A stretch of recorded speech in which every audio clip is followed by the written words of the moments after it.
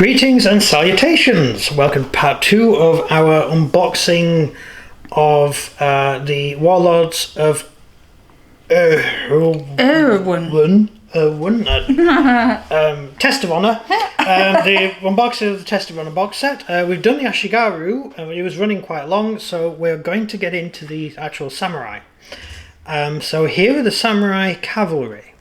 These are the mounted figures, and we have quite a collection of figures available. Incidentally, for those who didn't see the first video, go back and check the beginning of that and it will explain what this box set is. It's a box set from Warlord Games, and it's the Hero box set. You get, it's on offer at the moment for 66. I think it's 66. You get a building, which is this building here. You also get a box set of heroes in it, and then you get a load of Ashigaru and samurai and stuff. You get enough figures to play two sides of a battle. Yeah. In fact, if you're doing a small skirmish game, you probably have enough figures to just play the game as you get the box. Yeah, definitely. Because it's got all the characters in it and everything. It's great. So we're moving on to the samurai in this video. So here we have the samurai mounted. That's the samurai, and that's the different bodies that they've got. Now we'll get on to the helmets first. If I can, yeah, I think these are cool. Yeah, these helmets are absolutely brilliant. So you've got a number of different types of helmets, all different types of helmets, and each helmet has different things you can stick on them. Very much like your sort of German knights who used to have different things. I think French knights did as well. They had different like if your household emblem is a unicorn, you stuck a unicorn on your helmet so everyone knew who you were. So you have all these. It's all very, very good. Brilliant helmets, nice heads, some funny expressions as well. Yeah, I like that one. These are masks that they wore over the face, samurai wore over the face. And you could tell how old or how experienced the samurai was, as there's a moustache on the mask. There's a scary face thing that you look at, and the moustache is the length of the age of the samurai. Oh. So the bigger the moustache, the more experience the samurai has. So when a samurai fights a battle, he increases the width of his moustache. That's awesome, isn't it? That is really good. Yeah. And there are a few samurai helmets where they have strips of metal coming out both sides because they couldn't fit all the moustache on. So they made their moustache bigger, which is awesome. Right. So they're the heads. The heads are great. You're never going to run. You're never going to have. You could easily get 100 samurai and not have any two look the same. Because you got the samurai in the horse box, and you got these samurai. They've all got different helmets. You could swap and change, and you could have a completely individualized army. And samurai did not look the same. No. That they were personalized. It was their armor. They bought it. They had it made. They designed their helmet. It's just what goes into it is huge. It's amazing. Very much like English knights of the time. Because the English knights were very weird when it came to... they never looked the same. They had their own helmet. There was no mint that made helmets. Some armies did. The German helmets were all different as well, but the uniforms were the same as the English were. All different sort of designs and stuff. So you've got the standard samurai armor on the bodies, which is really cool. You've also got two severed heads just there. Yeah, I'd noticed that. Yeah, so you can carry two severed heads with you. Lovely. That's good.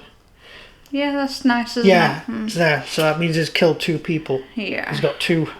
That's quite smelly as well. Yeah, I imagine it depends how long he walks around with them for. I suppose if you're fighting in winter, they'll freeze. Yeah. So you can just have them use hanging it as out. a football. Yeah, although they are quite heavy. Not that I regularly carry around human heads, but I should guess they'd be quite weighty. Yeah, it's something you don't tell me. I should guess to be heavy. So we've got all sorts of different weapons, and we've got different. That's the stave, and then you've got the bow, hand for the firing a bow. You've got the long stick that the Ashigaru carried. Oh, there's a name. Can't remember its name. And then of course you've got samurai swords, and then you've got the little command thing down here, which is what you used to signal with. So it's quite good. You got lots of different bits, and then you add that to the infantry set, and you've got even more. So I'll just have a quick look at the horses now. These are the samurai horses. Interesting. And what are the circle things? The bags are called Horo, I think. What's that? It was originally a cloak. In early samurai times, you would wear your cloak and you would tie it at the back, and as your horse rode into battle, your cloak would billow up behind you. Oh. And then they worked out this was actually useful. So they would get the cloak and they would put bamboo or whalebone around to make a sort of big ball that you would have on the back of your samurai. So your samurai would ride around with this huge ball at his back, and it was to stop arrows. Oh. So if arrows came raining down and you just leant forward, your helmet was proof against arrows because it went all the way down the neck, and the arrows would just stick in the back and not hurt you or the horse. Interesting. Yeah. And also there's a it's not is it a poem or something, or I can't remember now. There's something where they actually talk about the Horu, because they said they took the message as Horu and wore it. So Horo, however you say it. So it may have also been for a visibility thing. So if you're a messenger, do you know how like early Napoleonics, the drummer wore a different colour? Yes. So you could see instantly where the officer was, because the officer wore the same uniform as you, but the drummer would be next to the officer all the time, therefore you knew where the drummer was. So you could easily spot them, because because you used to send the flags to the back, so the flag wasn't where the officer was up at the front, but the drummer was with him, or the trumpeter's with him, and they were in different colours. Same with horses, the trumpeter's got a different coloured, the reverse colours usually, so if your arm is in red, then and you've got blue cuffs, then the trumpeter would wear blue. Because that's the reverse colour, and that may also have been what these were used for. So if you've got a messenger, that was it. It's either a poem or something that I've read about, and it was saying that this guy had he'd killed the messenger and he'd got taken his Horu as a to prove he killed it. So I would guess in that case the Horo in that situation would be in the colours of the army. So if it was one of the regiments like Order or whatever, he would be in green, and if it was with the flower, I can't remember. Each samurai clan has its own symbol, and so that's the colour of the flag, and so the hover would probably be the colour of the flag, so he would stand out on the battlefield, and you could see he was a messenger trying to send a message. This is before walkie-talkies and phones were invented. Sorry, I got all sidetracked again. So these are the horses. They've got the cloth on the sides. What's the cloth? What's that for? I don't know. Go on. It's to get up. Oh, they're that small. You have to No, the horses are the same size as European horses. Oh, okay. It's a common misconception that samurai horses were smaller. Oh. They stood at 140 inches or 140 centimetres, which is the same height as a European horse of the same period. And the horses came from Mongolia, believe it or not. Yeah. There's no indigenous horses in Japan. So somehow someone bought some horses and took them to Japan at some point. Wasn't a huge amount of Japanese cavalry because most of Japan is mountain and woods. And it's not easy to negotiate mountains. Woods, no, not too bad. But mountains, it's a bad idea to take a horse up there. So usually samurai would be on foot for most battles. And also the Japanese are very wise and clever. When they built their household fort, which might one day become important, if your household ends up being the shogun, it's always good to build it on the top of a mountain, away from anywhere with no bridges. Nice. So it's really hard to get to. And that's what they Good tended idea. to do. Yeah, so some of the shogun, they're in insane places where he's like, why would you build there? You're nowhere near a town, it's silly. But it's always wise to sort of hide your house somewhere else. I like the fact that you've got separate horse heads Yes. that you can choose. Yeah, there's a huge collection. You can do a lot with these. Yeah. There's a lot of sort of charging and stuff. Do you remember when we did the Eastern Crusade? Yeah. The invasion of Russia by the Teutonic Order? I did the commander, and I was able to do the figure, so it was raising up into the air. The horse was raising into the air, and he was about to kick a Russian in the face. Yeah. Yeah, that was really good. That. Yeah. But you could, I should guess, I'd be able to do something like that with these, because you've got some really good poses. Wow, especially with that one, possibly. Yeah. And a bit like I'm gonna shout out Games Workshop here, so don't be offended. A lot of the Games Workshop horses, they're you don't have, Warlord. The horses have to stick to the same horse, Oh. right? Yeah. So it's not easy because the seams don't quite fit. If you want both legs sticking out at the same time, and it doesn't quite fit together. I'm hoping that these are a bit different because they are Warlord. But I'm just hoping you'll be able to do a little bit of charging horse with them, so I can modify the horse to have some awesome poses for the officers. Yeah. But I don't know. I like playing with horses and stuff like that. So that's the horse sprue, and that's a good little addition. These bags on the back are the horo. I wouldn't know how to pronounce it. I think it's H-O-R-O. It's like H-O-R-U or H-O-R-O. I think it's O. Off the top of my head, it's O. Look it up. Just type it in and see what you get. So that's there. They still use them today. In Japan, there's things on the back of the horse. Pretty useful. Yeah. So you get 2 sprues of these in the box. So you've got enough. You can mix it up. Yeah. And then we get the samurai on foot. Yep. And of course, these are the ones most people are going to get. These. You're not going to get a huge amount of cavalry, because the samurai did not have large amounts of cavalry. Yeah. Just get back to the cavalry for a moment. Japanese cavalry were not gelded. Weren't they? No. Why not? I don't think the Japanese never thought of cutting the horses' things off. So because they weren't gelded, they tended to be a little bit more Happy. well, skittish. Very skittish. But also, the Japanese did not use horse holders. Right. Because the horse would stay with its master. If the cavalryman dismounted to fight, the horse would just follow him. Right. And you didn't need a horse holder. Interesting. Yes, it's most interesting, because we needed horse holders. Our horses used to just run away. Yeah. Just the moment you get off it, it's off. When you think about dragoons, any army's dragoons, you would have 4 dragoons or 5 dragoons, and they'd ride into battle, and then they'd dismount, and 1 dragoon would be taken out of that group and hold all the horses, while the rest of the dragoons went off to fight. So you're taking away firepower and combat ability.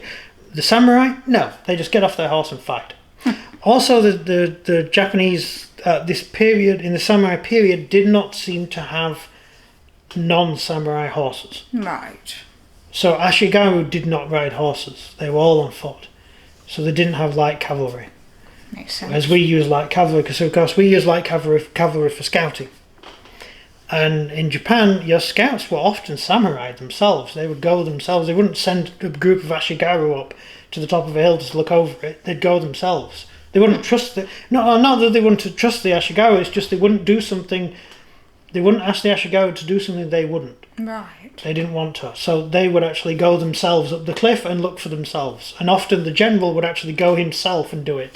So the scouting would be done by a group of elite warriors. Yeah. Instead of us, we used to just get some peasants on horses and say, go over that hill and tell us if the Russians are there.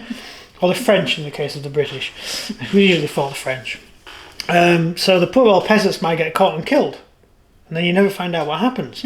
Whereas if you've got samurai, they get ambushed, well, they're probably going to come back. Yeah. Because it's very hard to kill a samurai. And even if the samurai is running away, he's probably going to be able to run away. Yeah. You can't kill a samurai with one blow. So you can hit him a few times. He's just going to run. And he's going to report to his officer. And you're not going to be able to do anything about it. So it kind of makes sense. Yeah. There's kind of a logic there. Yeah. Anyway, so here is all the different things. Now, I was saying about the helmets. I showed you the helmets with the other sprue. Look at those helmets. Good, aren't they? They're awesome. I love those ones. Yeah. Yeah, all sorts of different helmets. These ones have got holes in the back, which I will show you. Yeah. You see, they've got holes in the back for those to go in. Oh, right. That's the moustache I told you. Ah. Right, I didn't know that. Right. And they're all the different, there's some more cow horns and sort of a fan and all sorts of other things. It's quite good. Yeah. Yeah. Quite good. Yeah, I like them. They're well detailed. Yes, they're lovely. I think we're going to have a lot of fun putting these together. And also, they snap together. You see, these, unlike the Ashigaru, where you just stick them together, these have that round thing there, which kind of plugs in to the legs. Yeah. And that means it's a lot easier to put together. Because you're not messing around holding and waiting for them to set. You can just stick it together straight away. Then we have a smorgasbord of weapons. Just look at all this stuff. The amount of options you've got with the samurai. You've got the short sword just there, and then you've got the short sword drawn. So you can have it in a holster or drawn. And then we've got the samurai sword out.